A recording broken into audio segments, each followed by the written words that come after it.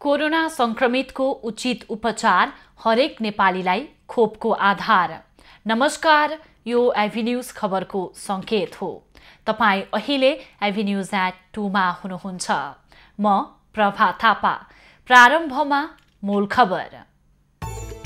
सभापतिको साझा उम्मेद्वार छनौट गर्न कांग्रेस पौडेल समूहले थाल्यो छलफल।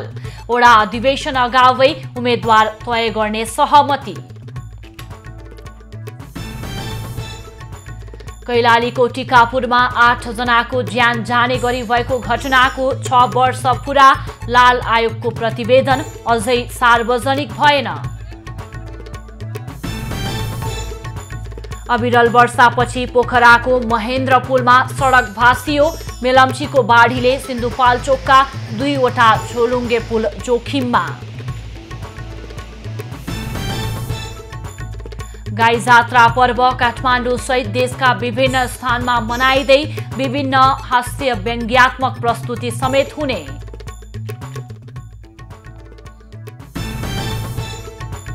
र अफगानिस्तानको काबुल अन्तर्राष्ट्रिय विमानस्थलको प्रवेशद्वार नजिकै गोली हानाहान, एक सुरक्षाकर्मीको मृत्यु, 3 जना घाइते।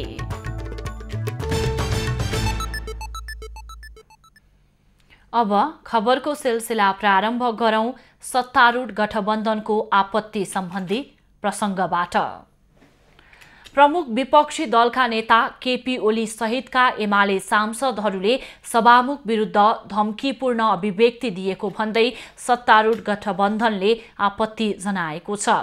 नेपाली कांग्रेसका सचेतक पुष्पा भुसाल, माओवादी केन्द्रका प्रमुख सचेतक देव गुरुङ, जसपाका प्रदीप यादव, राष्ट्रिय जनमोर्चाकी दुर्गा पौडेल र नेकपा एकीकृत समाजवादीका जीवनराम श्रेष्ठले सोमबार संयुक्त वक्तव्य जारी गर्दै सभामुख विरुद्ध धम्कीपूर्ण अभिव्यक्ति दिएको भन्दै आपत्ति जनाएका हुन्। सभामुख व्यवस्थापिकाको प्रमुखका साथै संघीय संसदको संरक्षक भएको भन्दै उनीहरूले सभामुखका विरुद्ध धम्कीपूर्ण अभिव्यक्तिहरू वर्तमान संवैधानिक व्यवस्था र लोकतान्त्रिक प्रणाली विरुद्ध भएको बताएका छन्। संवैधानिक मर्यादा अवलम्बन गर्न समेत विपक्षी दलका नेता ओली सहितका सांसदहरूलाई आग्रह गरिएको छ। एमालेले कारवाही गरेका माधव कुमार नेपाल सहित 14 सांसदलाई पदमुक्त नगरेकोमा आक्रोशित ओलीले सभामुखलाई संसद चलाउन मन छ कि छैन भनेर प्रश्न गरेका थिए। नेपाली कांग्रेसका वरिष्ठ नेता रामचन्द्र पौडेल समूहले पार्टीको वडा अधिवेशन सुरु हुनु अगावै सो समूहबाट साझा उम्मेद्वार तय गर्ने भएको छ। पौडेल पक्षका सभापतिका आकांक्षी नेताहरूले वडा अधिवेशन अगावै सभापतिको साझा उम्मेद्वार तय गर्ने सहमति गरेका हुन्। काठमाडौँको 32 पुतली स्थित एक पार्टी प्यालेसमा पौडेल समूहका सभापतिका आकांक्षी सहितका नेताहरू छलफलमा जुटेका थिए। छलफलमा वरिष्ठ नेता पौडेल सहित महामन्त्री डाक्टर शशाङ्क कोइराला, नेताहरू प्रकाशमान सिंह, अर्जुन नरसिंह केसी, डाक्टर रामशरण महत, बलबहादुर केसी, सुजता कोइराला र डाक्टर शेखर कोइराला लगायतका नेताहरू सहभागी थिए। साझा उम्मेद्वार तय गर्नका लागि निरन्तर छलफल गर्ने पनि नेताहरूका बीचमा सहमति भएको नेता बलबहादुर केसीले बताएका छन्। आकांक्षीहरू धेरै हुँदा पौडेल समूहलाई महाधिवेशनमा उम्मेद्वार टुङ्गो लगाउन कठिन भएको छ।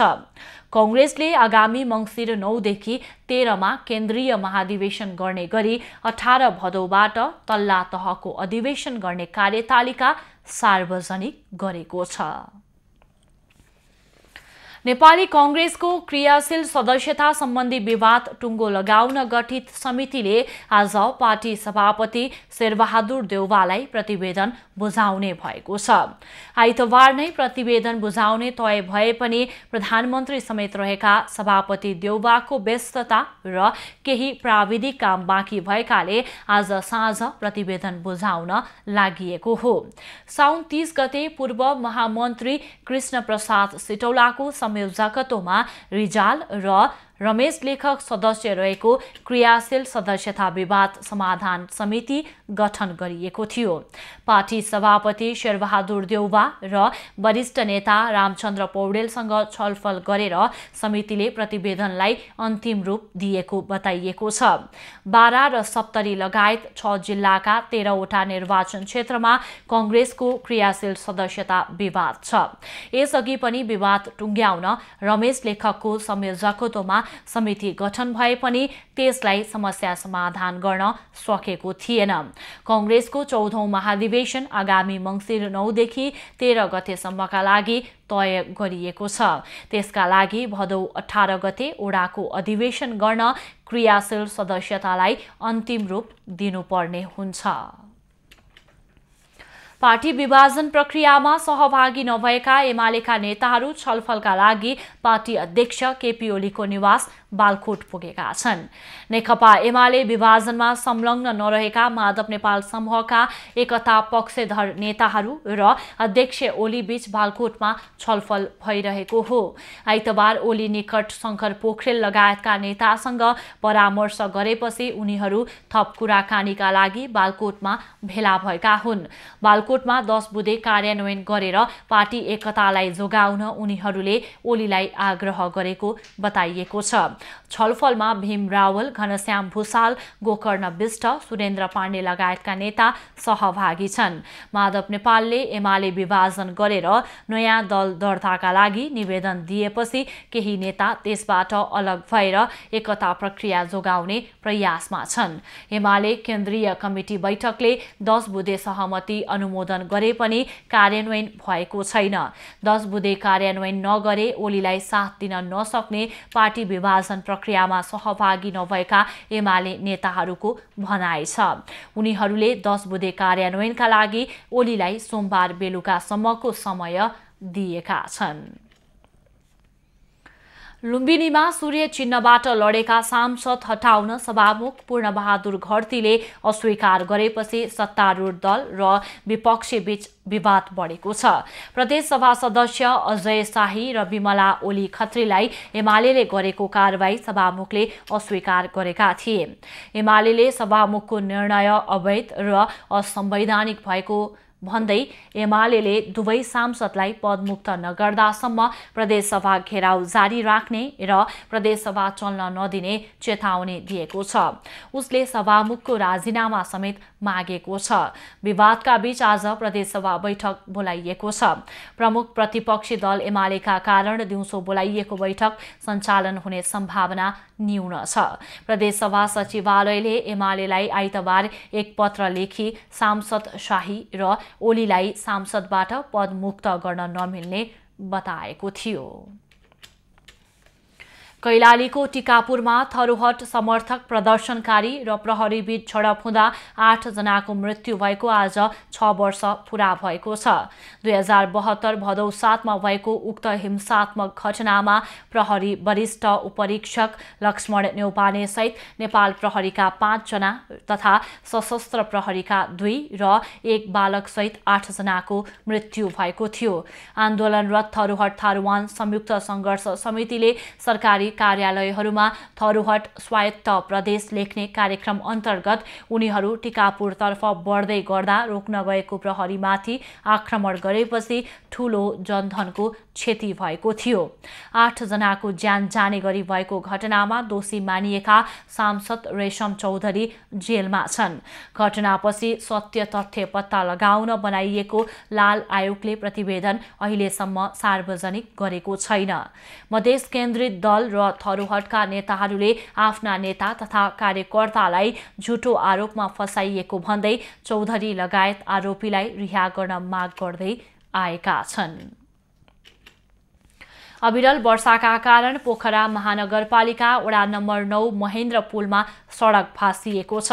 सेलवेज डिपार्टमेन्टल स्टोर्स अगाडि गरिमा विकास ब्याङ्क नजिकै 4 मिटर जमिन भाँसिएको हो। गैराती करिब 9 बजेतिर नै सडक भाँसिएको प्रहरीले जनाएको छ। सडक भाँसिदा केही घरहरू जोखिममा परेका छन्। भाँसिएको ठाउँमा प्रहरी र स्थानीयको सहयोगमा ढुङ्गा गिटीले पुरिएको छ। सो क्षेत्रमा खानेपानी विस्तारका लागि सडक खनिएको र खनेको ठाउँमा माटोले मात्र पुरेका कारण भल पसेर सडक भाँसिएको हो। पोखराकै वडा नम्बर 27 मा सडक माथिबाट आएको भलका कारण सडक वारपार गर्न समेत कठिन भएको छ। स्थानीय घोतघोते खोलामा आएको बाढी सडक माथि नै आएपछि बाटो अवरुद्ध भएको हो। पोखरामा आइतबार बेलुकादेखि निरन्तर वर्षा भइरहेको छ। निरन्तरको वर्षासँगै सिन्धुपाल्चोकको मेलम्ची र आसपासको क्षेत्रमा पुनः बाढीको जोखिम बढेको छ। पानी पर्न थालेसँगै मेलम्ची नदीमा पानीको सतह बढ्न थालेकाले स्थानीय त्रासमा रहेका छन्। मेलम्चीको बाढीले मेलम्ची र इन्द्रावती नदीमाथिको 2 वटा झोलुङ्गे पुल उच्च जोखिममा परेको स्थानीयले बताएका छन्। पुल बाढीले बगाउने अवस्था आएपछि स्थानीयले डोजर प्रयोग गरेर संरक्षणका लागि पहल थालेका छन्। डोजर मार्फत पानीको बहाव परिवर्तनको प्रयास गरे पनि त्यो सम्भव हुन नसकेको मेलम्ची नगरपालिकाले जनाएको छ। गएको असार 1 गते र साउन 16 गतेको बाढीले मेलम्चीमा रहेको 2 वटा मोटरेबल पुल बगाइसकेको छ। त्यस्तै एउटा झोलुङ्गे पुलसँगै रातो पुल पनि बाढीले बगाएका कारण मेलम्ची आसपासका बासिन्दालाई नदी तर्न समस्या भएको छ। मेलम्चीमा आएको बाढीमा परेर 5 जनाको मृत्यु भएको थियो भने 20 जना अझै बेपत्ता छन्। सप्तरीको कोशी टपु स्थित गोबरगाडाका बाढी पीडितले राहत नपाएको गुनासो गरेका छन्। राहतको अभावमा बाढी पीडित भोकभोकै बस्न बाध्य भएका हुन्। सप्तकोशी नदीमा आएको बाढीले विस्थापित हनुमान नगर कंकालिनी नगरपालिका 13 गोबरगाडाका झण्डै 35 परिवार विगत 4 दिनदेखि भोकभोकै बसिरहेका हुन्। कोशी नदीमा आएको बाढीले गोबरगाडाका घर जलमग्न भएका छन्। स्थानीय प्रमोद, रामस्वरूप, हरिबोध, रामानन्द, कुशेश्वर, भुवनेश्वर, सन्तोष, महेन्द्र यादव लगायतका स्थानीयको घर बाढीको चपेटामा परेको छ। अझै घर आँगनमा 2-3 फिटसम्म पानी जमिरहेकाले घरमा बस्ने अवस्था नरहेको पीडितको गुनासो छ। बाढी पीडित परिवारलाई खाद्यान्न लगायत राहत वितरणका लागि स्थानीय तहसँग समन्वय भइरहेको जिल्ला प्रशासन कार्यालयले जनाएको छ। बाढी पीडितलाई जतिसक्दो छिटो राहत वितरण गरिने प्रशासनले जनाएको छ। अफगानिस्तानबाट हालसम्म 500 भन्दा बढी नेपाली स्वदेश फर्किएका छन्। परराष्ट्र मन्त्रालयका अनुसार आइतबार साँझसम्म 504 जना स्वदेश फर्केका हुन्। मन्त्रालयका अनुसार थप 356 जना नेपालीले उद्धार तथा स्वदेश फिर्ती प्रक्रियाका लागि कन्सुलर विभागको वेब पोर्टलमा आफ्नो विवरण दर्ता गराएका छन्। अफगानिस्तानमा विकसित पछिल्लो घटनाक्रमका कारण रोजगारीको सिलसिलामा रहेका नेपालीको अवस्था एकिन गरी आवश्यक समन्वयका साथ उद्धारको काम मन्त्रालयले गरिरहेको छ।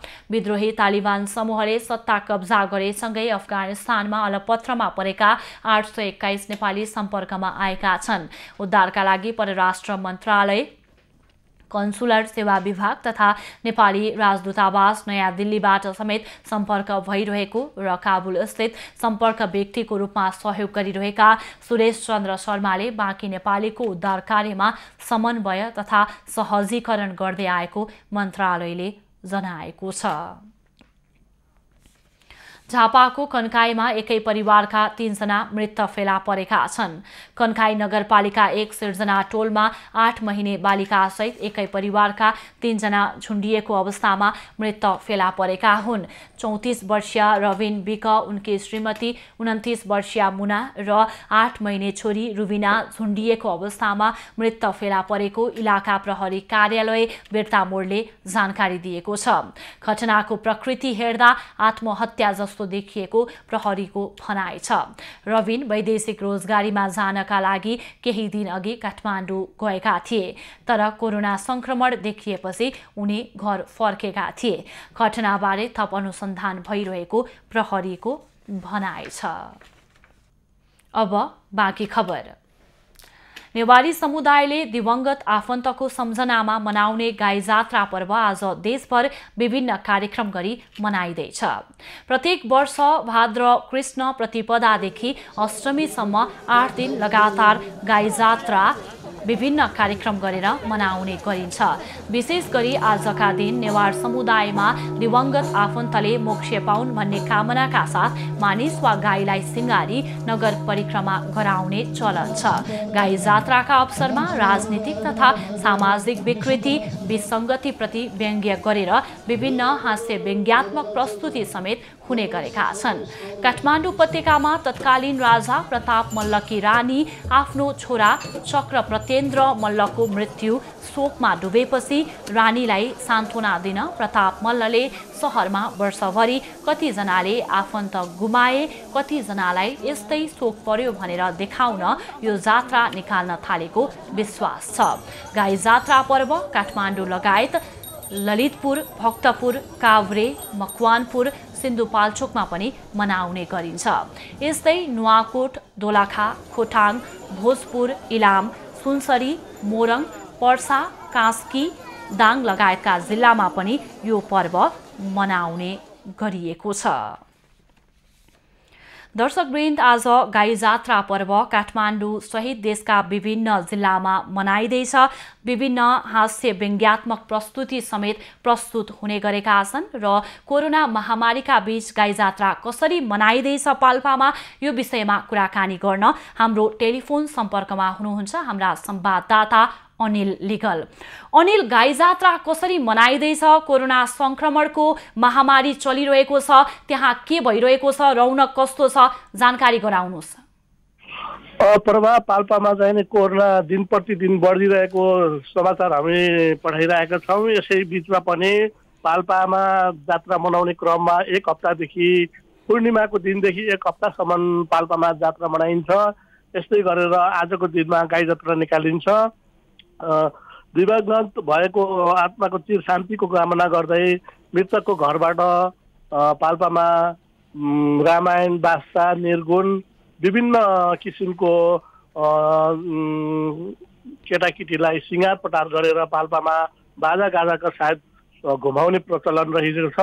यसरी पाल्पामा घुमाउने प्रचलन गर्दा गर्दा यो कोभिडको कारणले गर्दाखेरि अहिले त्यति राम्रोसँग घुमाउन नपाएको जनगुनासो पाइएको छ। किनभने पाल्पामा पहिलेदेखि नै गाई जात्राहरू प्रचलन मनाउने प्रचलन धेरै पुरानो प्रचलन मानिन्छ र पाल्पामा लोप हुँदै जान लागेको हुनाले नेवारी समुदायले अब केही गर्नुपर्छ भनेर केही डिस्टेन्स पर गरेर मान्छे भिडभाड नगरिकन भए पनि पाल्पामा जात्राहरू निकालिएको छ। यहाँले भने चाहिँ कोरोना संक्रमणका कारण पहिलेको वर्षभन्दा यो वर्ष कम संख्यामा त्यहाँ मानिसहरूको उपस्थिति रहेको छ लगायतका कुराहरू यहाँले जानकारी गराउनुभयो। विशेष रूपमा के कसरी मनाइन्छ त्यहाँ गाई जात्रा? यहाँले अघि पनि प्रश्न पारिसक्नुभयो, गाईको रूपमा चाहिँ मानिसहरूलाई सिँगार्ने वा गाईलाई नै परिक्रमा गराउने भनेर पनि जानकारी गराउनुभयो।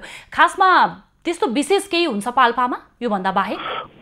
पाल्पामा विशेष गरेर गाई जात्राको दिन हुने खाने सक्ने मानिसहरूले अब रामायण, निर्गुण, बादशाहको रूपमा बनाएर बाजा गाजाका साथ नगर परिक्रमा गरिन्छ भने अहिलेको कोभिडको कारणले त्यो नगरेर बादशाह निर्गुण बनाएर केटाकेटीलाई सिँगार पटार गरेर केही समूहको बिचमा मात्र अहिले चाहिँ पाल्पामा छोटो तरिकाले गाई जात्रा मनाइएको छ। गाई जात्रा प्रचलन पाल्पाको जात्रा सम्पूर्ण जात्राहरूलाई पाल्पाको दरबारमा लाने प्रचलन रहेको हुनाले अहिले घरबाट निकालेर आफ्नो घरबाट निकालेर दरबारसम्म पुर्याइएको पाइएको छ। थाहा भयो।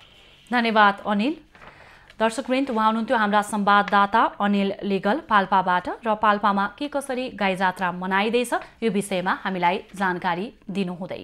अब बाँकी खबर। जापान सरकारले अनुदानमा उपलब्ध गराएको खोपको अन्तिम मात्रा आज काठमाडौँ आइपुगेको छ। कटार एयरवेजको विमान मार्फत आज 5,59,000 मात्रा खोप नेपाल आएको हो। यो सँगै जापान सरकारले सहयोग गरेको सबै 16 लाख मात्रा खोप नै काठमाडौँ आइपुगेको छ। यसअघि शनिबार 2 लाख मात्रा खोप आएको थियो। पहिलो चरणमा जापानले साउन 23 र 24 गते 8 लाख मात्रा खोप पठाएको थियो। जापान सरकारले कोभ्याक्स सुविधा अन्तर्गत 16,14,740 डोज एस्ट्राजेनेका खोप नेपाललाई सहयोग गरेको हो। आज आएको खोप यसअघि कोभिसिल्डको पहिलो मात्रा लगाएका प्रदेश 1 र 2 का ज्येष्ठ नागरिकलाई दिइने स्वास्थ्य मन्त्रालयले जानकारी दिएको छ। अहिलेसम्म नेपालमा 1,16 लाख मात्रा खोप भित्रिएको छ। सरकारले असोजसम्म खोप लगाउन लक्षित 33% पूर्ण खोप र चैत मसान्तसम्म लक्षित सबैलाई खोप लगाउने योजना बनाएको छ। अहिलेसम्म नेपालमा 49,42,250 जनाले पहिलो मात्रा र 38,46,736 जनाले पूर्ण मात्रा खोप लगाइसकेका छन्। नेपालीहरूको मुख्य चाडपर्व सुरु भएको छ। यी चाडपर्वहरू सामूहिक रूपमा निकै हर्षोल्लासका साथ मनाउनु हाम्रो परम्परा नै हो। सदियौंदेखिका यी परम्परा छाड्ने मन कसको चाहिँ हुन्छ र? तर कोरोना संक्रमणका बेला सावधानी नअपनाई यी चाडपर्व मनाउँदा कतै हामीले गम्भीर स्वास्थ्य सङ्कट त निम्ताइरहेका छैनौं?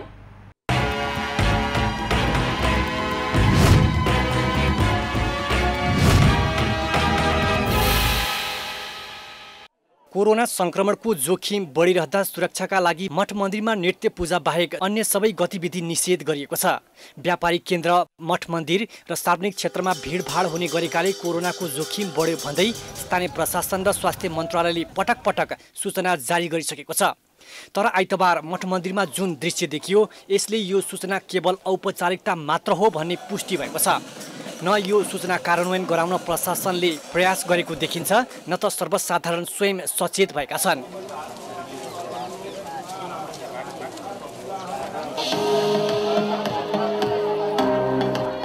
सांस्कृतिक रूपमा मनाइने पर्वलाई औपचारिकता मात्र दिन पनि नागरिकसँग स्वास्थ्य मन्त्रालयले पटक पटक आग्रह गरेको थियो। सबै जिल्ला प्रशासन कार्यालयलाई आन्तरिक रूपमै निर्देशन दिँदै भिडभाड हुने गतिविधि रोक्न र पर्वलाई औपचारिकता दिने गरी काम गराउन भनिएको थियो। तर यी निकायले न निर्देशन माने न त चाडपर्वलाई औपचारिकतामै सीमित गर्न सके। मठ मन्दिरमा देखिएका यी दृश्यले प्रशासनिक निकायहरूलाई गिज्याएको मात्र छैन, कोरोना संक्रमणको जोखिम पनि उत्तिकै बढाएको छ।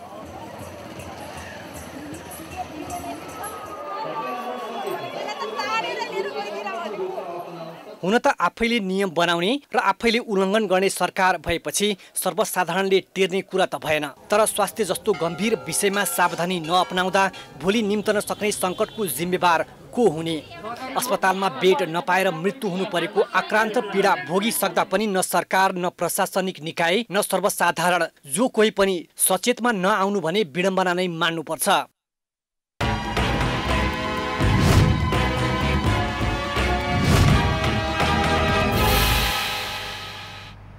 महोत्तरीको बर्दिवासका रेलवे मुआब्जा पीडित स्थानीयहरू आन्दोलित भएका छन्। चलन चल्तीको मूल्यमा मुआब्जा नदिएको भन्दै उनीहरूले अधिग्रहण गरिएको जग्गामा कालो झण्डा गाडेर विरोध जनाएका हुन्। 2073 2 पुसमा मेची महाकाली रेलवे लिक र स्टेसन निर्माणका लागि बर्दिवास नगरपालिकाको वडा नम्बर 1, 2 र 14 मा पर्ने 57 बिघा भन्दा बढी जग्गा अधिग्रहण गरेको थियो। केही दिन अघि रेलवे स्टेसन भित्र अधिग्रहणमा परेको जग्गाको 32 शीर्षकमा विभाजित गरेर कट्ठाको 7 लाखदेखि 80 लाखसम्म मुआब्जा निर्धारण गरिएको छ। तर मुआब्जा चित्तबुझ्दो नभएको र कौडीको भाउमा जग्गा नदिने भन्दै किसानहरू आन्दोलित भएका हुन्।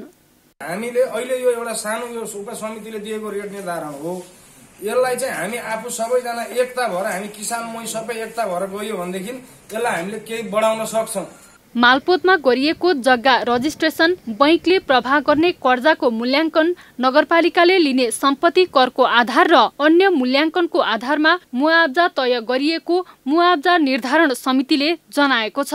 दर उचित नभएको भन्दै मुआब्जा पीडित सङ्घर्ष समितिले मुआब्जा नबढाए आफ्नो जग्गामा कुनै काम अघि बढ्न नदिने चेतावनी दिएका छन्।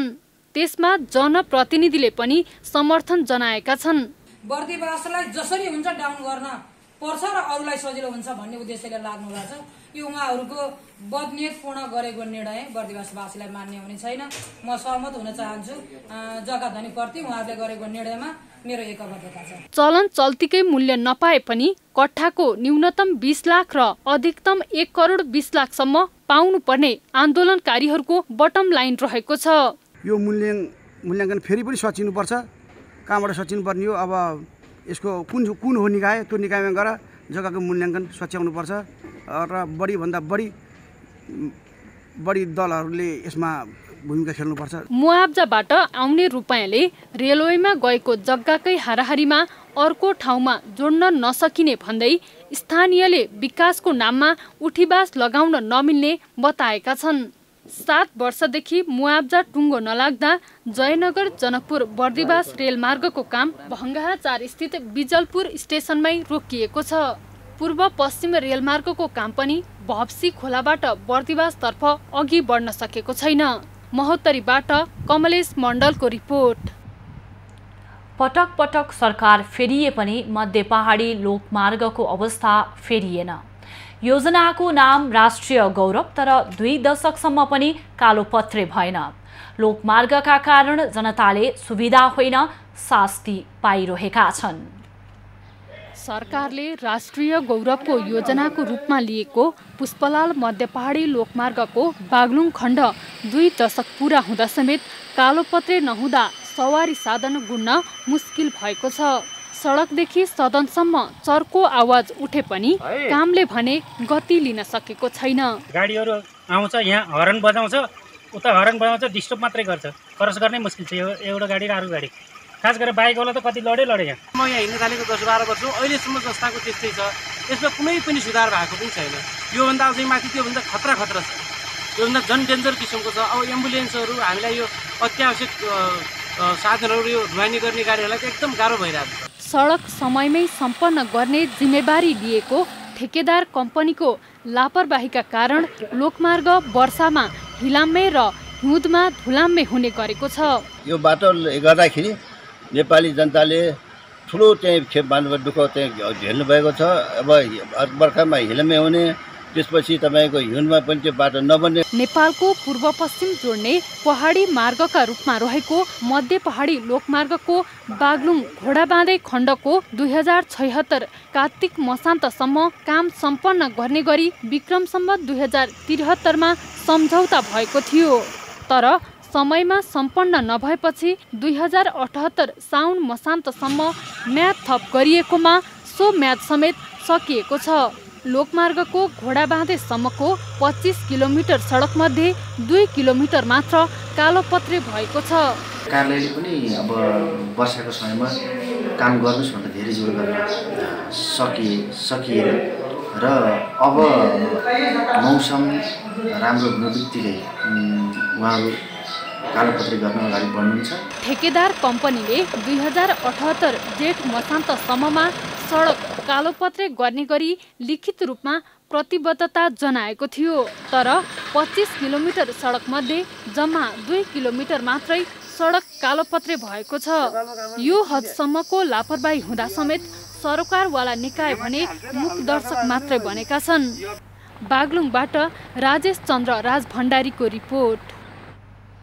नेपालको पहिलो अग्लो र लामो मानिएको पर्वतको कुस्मा ग्यादी जोड्ने मोदी खोलामाथिको झोलुङ्गे पुल जीर्ण बन्दै गएको छ। पुलमा बिछाइएका पाताहरू उक्किन थालेका छन् भने नटहरूमा समेत खिया लागेको छ। पर्वतको कुस्मा ग्यादी जोड्ने मोदी खोलामाथिको झोलुङ्गे पुल जीर्ण हुँदा पनि मर्मत नहुँदा दुर्घटनाको जोखिम बढेको छ। पुल जोखिममा पुग्दा फलेबास, महाशिला, पैया र बिहादीका बासिन्दाको सदरमुकामसँगको सम्पर्क टुट्ने खतरा बढेको छ। पुल संरक्षण र मर्मतका लागि कुनै निकायले चासो नदिँदा पर्यटकीय पुल जोखिमपूर्ण बन्दै गएको हो। आसपासमा बनाइएका संरचनाका कारण पुल झनै सङ्कटमा परेको छ। नगरको अनुमति बिना बनेको पुल आसपासका संरचनाका कारण थप कमजोर बन्दै गएको जनप्रतिनिधिले पनि स्वीकार गरेका छन्। त्यो पुलमा दुईटा बाइक बिचमा जोडिँदाखेरि यात्रुलाई कति सङ्कट पर्छ र चाहिँ बाइक पनि कसरी चल्छ, त्यस्तो किसिमले चाहिँ सङ्कट पारेको छ। त्यो तुरुन्त हटाउन पर्ने अब मैले देखेको छु, हटाउन पर्छ। अब यो सम्बन्धित जसले बनाएको त्यसले चाहिँ अब छेउबाट चाहिँ हेर्ने बनाएर चाहिँ त्यो पुललाई नछेक्ने गरेर चाहिँ त्यसलाई हटाउनु पर्छ। प्रत्येक 4-4 वर्षमा पुलको प्राविधिक अवस्था तथा मर्मत समार गर्नुपर्ने भए पनि निर्माण सम्पन्न भएको 10 वर्ष बितिसक्दा पनि एक पटक मात्र पुल मर्मत भएको छ। यो पुलका कारणले चाहिँ पर्यटनहरू आएको अवस्था छ र पर्यटनलाई नै अप्ठ्यारो हुने गरी र यो पुल को चाहिँ संरचनालाई नै अप्ठ्यारो पर्ने गरी भोलि यसको पुलको आयुमा नै डिस्टर्ब हुने गरी नेपालको कानुन चाहिँ अनुसार भन्दा बाहिर रहेर हामीले चाहिँ बिना सल्लाह कुनै पनि चाहिँ कामहरू चाहिँ गर्न मिल्दैन। चालु आर्थिक वर्षमा गण्डकी प्रदेश पर्यटन मन्त्रालयको 5 लाख बजेटमा पुलमाथि बनेको अर्को फलामे पुलले झनै जोखिम बढाएको छ। तर नयाँ पुल निर्माण गरिरहेको स्थानीय क्लबले फाउन्डेसन भन्दा बाहिरको झोलुङ्गे पुल खतरामा नपर्ने दाबी गरेको छ। पहिल्यै बनेको थियो यो, पहिला त्यहाँ अब भग्ना अवशेष जस्तो थियो अनि त्यसलाई माथि उसको टपमा सार्यौँ, त्यहाँ छेकियो भन्ने कुरो भयो, पुल छेकियो भन्ने, त्यही भएर माथि सारेको। पुल संरक्षण र मर्मतका लागि कुनै निकायले चासो नदिँदा पुलका डन्डी र फलामका लट्ठामा समेत खिया लागेका छन्। यो पुल 2068 सालमा नमुना परियोजनाको रूपमा सिंगल स्पानबाट बनेको हो। पुलको लम्बाइ 344 मिटर र उचाइ 135 मिटर रहेको छ। पर्वतबाट महेन्द्र जीसीको रिपोर्ट। व्यावसायिक रूपमा कृषि पेसा अपनाउने हो भने कमाउनका लागि विदेश जानु नपर्ने झापाको मेचीनगर 4 स्थित बाहुनडाँगीका किसान रवि नेपाल उदाहरण बनेका छन्। नेपालले घरमै कृषि मार्फत राम्रो कमाइरहेका छन् भने अन्य थुप्रैलाई रोजगारी समेत प्रदान गरेका छन्। व्यावसायिक रूपमा कृषि पेसा अपनाउने हो भने कमाउनका लागि विदेश जानु नपर्ने झापाको मेचीनगर 4 स्थित बाहुनडाँगीका किसान रवि नेपाल उदाहरण बनेका छन्। उनले नेपाल बन्धु कृषि फर्म सञ्चालन गरी मनज्ञ आमदानी गर्दै आएका छन्। उनले 15 बिघा जमिनमा चिया र त्यही चियाका लागि शीतलता प्रदान गर्न मसलाजन्य तथा वनस्पतिजन्य तेजपत्ता लगाएका छन्। नेपालले वार्षिक लाखौं रुपैयाँको चिया सहित तेजपत्ता बिक्री गर्दै आएका छन्। चियालाई त्यसै पनि छाया चाहिन्छ। छायाको लागि भनेको चाहिँ मैले सबैभन्दा बढी तेजपत्ता रोपेको छ, जुन चाहिँ वर्षमा 2 पल्ट पत्ता चुड्न पाइन्छ। चिया चाहिँ 35-36 पल्ट चुटिन्छ भनेदेखि तेजपत्ता पनि 2 पल्ट टिप्न पाइन्छ। उनको जमिन कतै पनि खाली छैन। उनले कागती, सुपारी, मरिच, रुद्राक्ष रोप्नुका साथै गड्यौले मल सहित बाख्रा तथा माछा पालन गरेर राम्रो आमदानी लिँदै आएका छन्। त्यति मात्र होइन, उनले घर आँगन सहित बारीमा औषधिजन्य तथा मसलाजन्य 25 भन्दा बढी प्रकारका वनस्पति लगाएका छन्। अब मैले कृषि पेसालाई चाहिँ व्यावसायिक रूपमा अघि बढाउनु पर्छ। म जस्ता युवाहरू चाहिँ वैदेशिक रोजगारबाट फिरेर यिनै नजानेहरू पनि यही नै कृषिमा केही सम्भावना छ। अब राष्ट्रलाई समृद्धि बनाउने हो भने पहिले आफू घर समृद्धि हुनु पर्यो। उनले आफै उत्पादन गरेको वस्तु प्याकेजिङ गरी जिल्ला सहित अन्य स्थानमा पुर्याउने गरेका छन्। उनले फर्ममा 35 जना बढीलाई रोजगारी समेत प्रदान गरेका छन्। उनले कृषि पेसामा स्थानीय गाउँलेलाई प्रोत्साहन गर्न निशुल्क रूपमा अदुवा तथा बेसारको बिउ निशुल्क प्रदान गर्दै आएका छन्। अथक मेहनत र परिश्रम गरे कृषि पेसाबाट पनि राम्रो मुनाफा गर्न सकिन्छ भन्ने ज्वलन्त उदाहरण प्रस्तुत गरेका रवि नेपाल युवाहरूको प्रेरणाको स्रोत बन्न सक्छन्। सन्तोष नेउपाने, झापा। अब पालो एभिन्यूज एट स्पोर्ट्सको।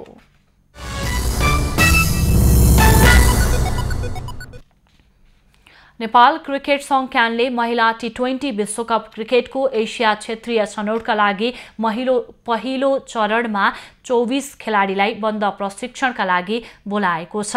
क्यानले विज्ञप्ति जारी गर्दै बन्द प्रशिक्षणका लागि पहिलो चरणमा खेलाडी छनौट गरिएको जनाएको हो। प्रशिक्षणका लागि बिनु बुढा मगर, रुबिना छेत्री, काजोल श्रेष्ठ, इन्दु वर्मा, अप्सरी बेगम, रोमा थापा, शबनम राई, सङ्गीता राई, सरस्वती चौधरी, अनुराधा चौधरी, सुमन खतिवडा र सरस्वती जीएम छनौट भएका छन्। यस्तै कञ्चन श्रेष्ठ, रेवती धामी, लक्ष्मी साउथ, कविता जोशी, कविता कुँवर, डली भट्ट, बिन्दु रावल, ममता चौधरी, सीता राणा मगर, ज्योति पाण्डे, करुणा भण्डारी र सरिता मगरलाई छनौट गरिएको छ। एसिया छनौट आगामी मङ्सिर 7 देखि 12 गतेसम्म मलेसियामा सञ्चालन हुनेछ। उक्त प्रतियोगितामा शीर्ष स्थानमा रहने टोलीले ग्लोबल छनौटमा स्थान बनाउनेछ। नेपालले खेल्ने एसिया छनौटमा भुटान, चीन, हङकङ, कुवेत, मलेसिया, म्यानमार र युनाइटेड अरब इमिरेट्स UAE ले प्रतिस्पर्धा गर्नेछन्। कोरोना महामारीका कारण सो प्रतियोगिता 7 महिनापछि सरेको हो। अब पालो एभी न्यूज एट मौसमको।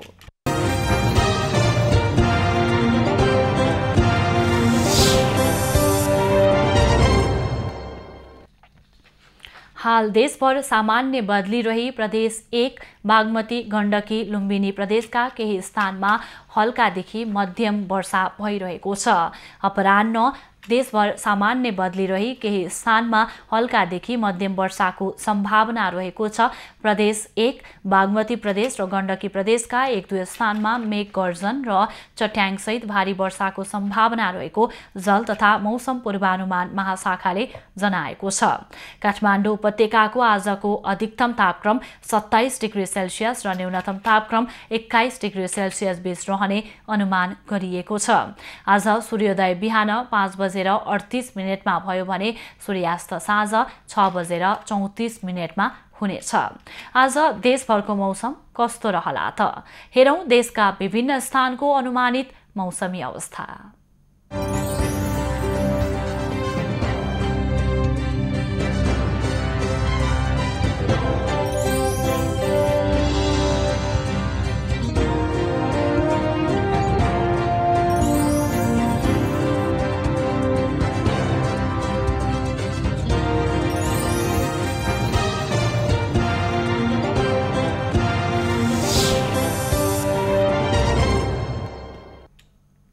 अहिलेलाई खबरको क्रम यति नै। एभी न्यूज खबरका यी सहित अन्य विस्तृत खबरका लागि www.avnews.tv लगअन गर्न सक्नुहुनेछ। युट्युब, फेसबुक र ट्विटरमा पनि हामीलाई फलो गर्न सकिनेछ। खबरभित्रको खबरका लागि हेर्दै रहनुहोला एभी न्यूज खबर। नमस्कार।